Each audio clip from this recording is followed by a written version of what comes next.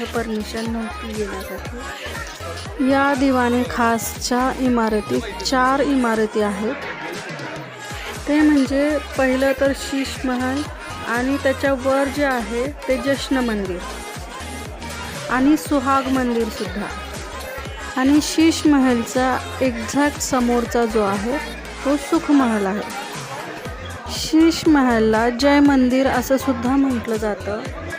तर हा महल पूर्ण काचांपासून बनलेला आहे, मिररपासून बनलेला आहे।